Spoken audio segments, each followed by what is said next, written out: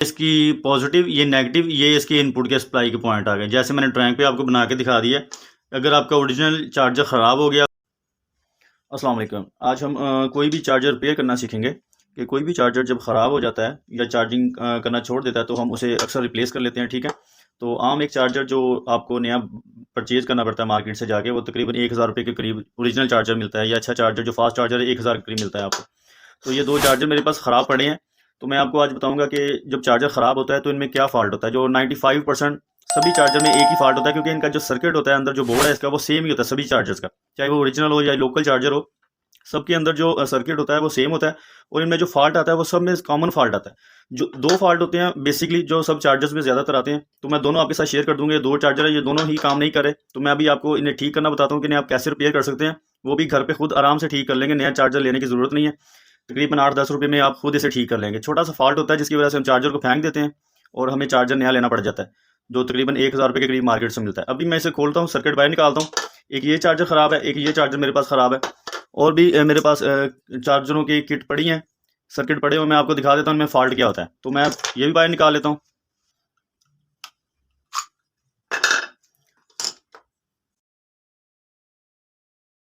Techno का original charger है, ये वाला टेक्नो का ओरिजिनल चार्जर, ये इसका बोर्ड है, ठीक है। एक ये चार्जर है, और ये जो मैंने खोला है ये ओप्पो का चार्जर है। ये ओप्पो का ओरिजिनल चार्जर है और ये इसकी किट है। और ये 2 मेरे पास आम लोकल चार्जर पड़े हैं, ये उनकी किट हैं। ये अभी ठीक हैं सारे, लेकिन ये वाले 2, इनमें 2 फॉल्ट हैं, जो मैं आपको भी दिखा देता हूँ कि क्या फॉल्ट है। ये जो मैंने टेक्नो का चार्जर खोला है ये इसकी किट है, और ये ओप्पो के चार्जर की किट है, ये ओप्पो का चार्जर खोला है।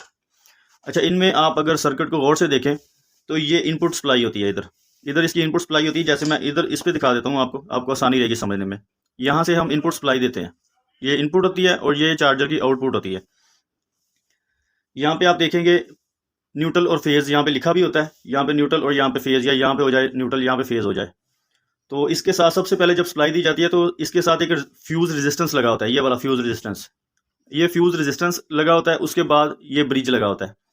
मोस्टली चार्जर्स में ये 2 चीज़ें ही ख़राब होती हैं, या आपका ये रेजिस्टेंस ख़राब हो जाता है, या आपका ये ब्रिज ख़राब हो जाता है। ये ब्रिज बेसिकली हमारा 220 वोल्ट को आगे डीसी सप्लाई में कन्वर्ट करता है, एसी सप्लाई को डीसी सप्लाई में कन्वर्ट करता है। ये आपको मैं बताना चाह रहा हूँ कि ये चार्जर्स में 2 ही चीज़ें ख़राब होती हैं। इस जो टेक्नो का ये चार्जर है, इसका मैंने ब्रिज आपको दिखा देता हूँ। ये ब्रिज ख़राब है इसका, अभी सप्लाई देके आपको चेक करवा देता हूँ, इसका ब्रिज का मसला है। और ये जो चार्जर मैंने ओप्पो का चार्जर खोला हुआ है, इसकी मैं आपको अगर रेजिस्टेंस दिखाऊँ, ये देखें, ये इसकी इनपुट सप्लाई है, ठीक है, और ये इसका ब्रिज लगा हुआ है, और ये रेजिस्टेंस होती है इसकी, ये फ्यूज़ रेजिस्टेंस होती है। ज़्यादातर तो यही चार्जर्स की ख़राब होती है। जब सप्लाई में कोई मसला आता है, आपकी वापडा की तरफ से कोई मसला बनता है, तो आपका अगर चार्जर लगा हो तो ये फ्यूज़ रेजिस्टेंस का ही मसला बनता है। अब जब भी किसी चार्जर को खोलेंगे, सबसे पहले आप उसे फिजिकली देखेंगे, ठीक है। कोई भी सर्किट, कोई भी चीज़ जब आप खोलते हैं तो उसे फिजिकली आप गौर से देखेंगे कि कोई चीज़ बर्न तो नहीं हुई या फ्लश हुई है।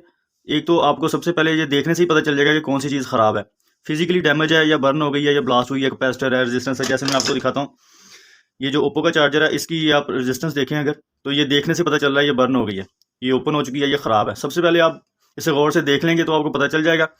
दूसरे नंबर पे आपको, या आपके पास सीरीज़ टेस्ट लैंप होना चाहिए, या आपके पास इस तरह का मल्टीमीटर होना चाहिए। इसकी मदद से आप रेजिस्टेंस वगैरह, ब्रिज, कोई भी चीज़ चेक कर सकती हैं, ठीक है।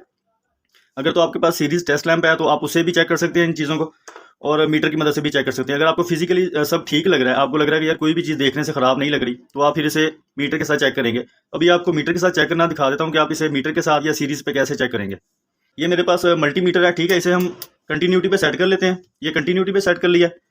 अब मैं आपको इसकी रेजिस्टेंस, जो ख़राब रेजिस्टेंस है, ये चेक करवा देता हूँ। इसे आप कैसे देखेंगे, ये देखें, ये कंटिन्यूटी पे सेट हो गया, ये देखें, ये सीरीज सर्किट बन गया आपका। तो इससे आप रेजिस्टेंस चेक कर लेंगे पहले। ये रेजिस्टेंस के पॉइंट है, ये बिल्कुल ओपन है, ठीक है, ये रेजिस्टेंस नहीं बोल रही, यहाँ पे कुछ भी रीडिंग नहीं आ रही, ना ये कंटिन्यूटी शो करवा रही है। रेजिस्टेंस ओपन हो चुकी है, जैसे मैंने आपको दिखाया, ये देखने से भी पता चल रहा है कि ये रेजिस्टेंस ख़राब है। इसकी मैं आपको रेजिस्टेंस दिखा देता हूँ। ये इसकी रेजिस्टेंस के पॉइंट है, यहाँ पे रीडिंग आ जाएगी आपको, ये देखें, ये रेजिस्टेंस इसकी ठीक है। इसका ब्रिज नहीं काम करता, मैंने आपको बताया था इसका ब्रिज ख़राब है। तो ब्रिज भी आप अगर सीरीज़ पे देखेंगे या इस पर कंटिन्यूटी पे देखेंगे, अगर तो ब्रिज ख़राब होगा तो यहाँ पे शार्ट आपको रीडिंग देगा इनपुट पे, अगर आपका ब्रिज शार्ट हो चुका है। अगर ओपन हुआ है तो फिर आपको कोई रीडिंग नहीं देगा, किसी तरफ भी आप चेक करेंगे ये आपको कोई भी रीडिंग नहीं देगा किसी भी तरफ। अगर शार्ट हुआ तो इधर आपको रीडिंग दे देगा, अगर ठीक होगा तो आपको 5 पॉइंट समथिंग कुछ ना कुछ रीडिंग इधर मिलती रहेगी। तो इससे मैं सप्लाई देके भी आपको चेक करवा देता हूँ कि ये सप्लाई आउटपुट नहीं दे रहा। इसका तो मसला आपको समझ आ गया। इस तरह अगर आपकी रेजिस्टेंस बर्न हुई है तो इसे आप रिप्लेस कर लेंगे, या इसे आपस में इन पॉइंट्स को, रेजिस्टेंस के पॉइंट्स को जोड़ देंगे तो ये चार्जर आपका ठीक हो जाएगा। अब हम ब्रिज को चेंज कर लेते हैं। अगर इस तरह का आपको ब्रिज मिल जाए तो ठीक है, वरना आप खुद डायोड्स की मदद से ब्रिज बना सकते हैं। वो भी मैं आपको बनाना दिखा देता हूँ कि आप कैसे ब्रिज बनाएंगे। बहुत ही आसान सिंपल तरीका होता है। 4 डायोड चाहिए, आप इस तरह का ब्रिज बना लेंगे आराम से। मीटर को आपने AC वोल्ट पे सेट कर लेना है। इसके AC वोल्ट पहले आपको सप्लाई दिखा देता हूँ कि सप्लाई आ रही है और आउटपुट पे हमें वोल्ट ही नहीं दे रहा। पहले आप इसकी इनपुट देख लेंगे। इनपुट पे 230 वोल्ट हमारे पास तकरीबन आ रहे हैं इस टाइम। ये देखें 230 वोल्ट आ रहे हैं इनपुट पे।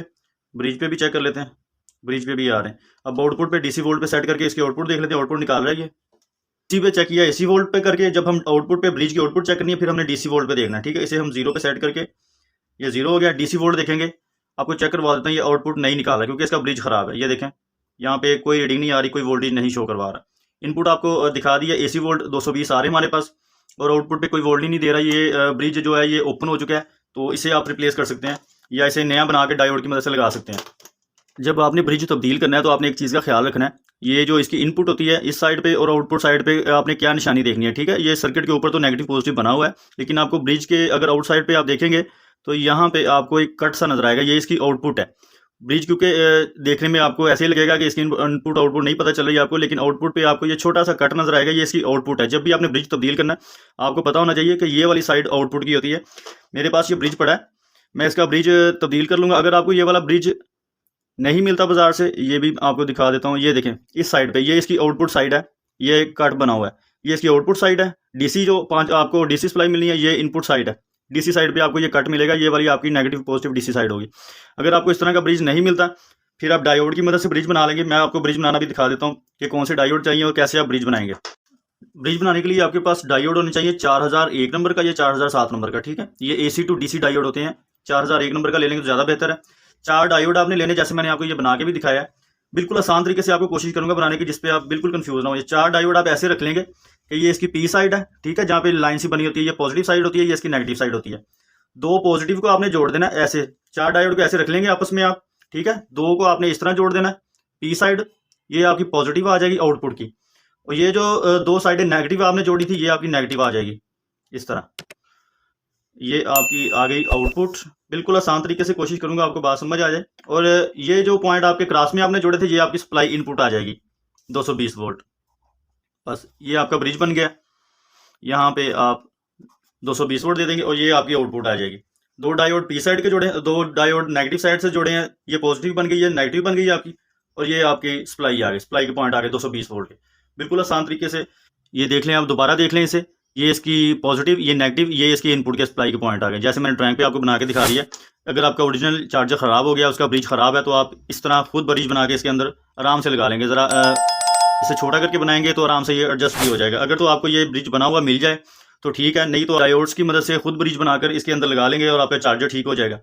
उम्मीद करता हूँ आपको समझ आ गई होगी। अगर किसी किस्म का कोई सवाल हो तो आप कमेंट सेक्शन में पूछ सकते हैं। वीडियो देखने का बहुत शुक्रिया। चैनल को सब्सक्राइब जरूर कीजिएगा। अल्लाह हाफिज़।